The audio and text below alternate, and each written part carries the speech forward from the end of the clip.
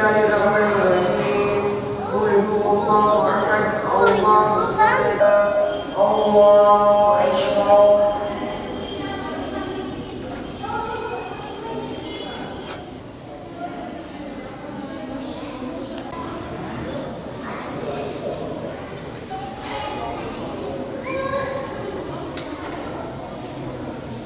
Buraya gelmeden önce yaklaşık bir aydır 15 derste namaz konusunu her biriniz farklı ilçe, bölge ve gruplarda dersini alıp öğrenmeye çalışarak geldiniz.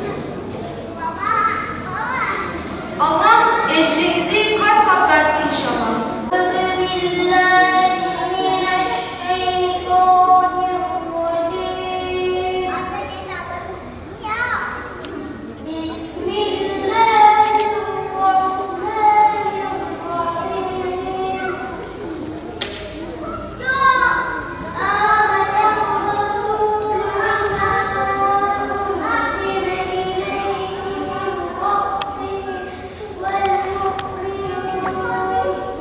Bu kadar önemli bir ibadeti siz gençler, siz çocuklar bu yaşınızda öğrenmiş ve kılmış bulunuyorsunuz.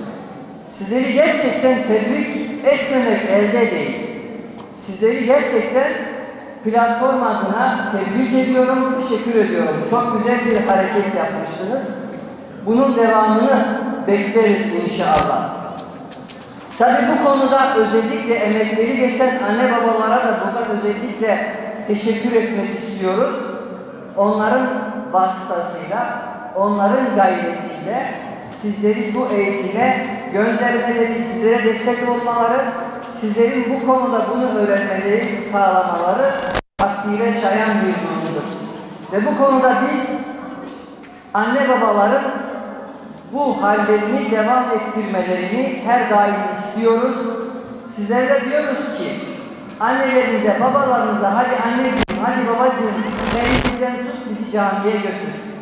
Biz camide namaz kılmak istiyoruz, biz camiye gitmek istiyoruz diye her daim anne babalarımızdan talepte bulunun ve inşallah anne babalarımız da sizlere sahip çıkacak ve bu güzel ibadeti devamlı hale getirecek.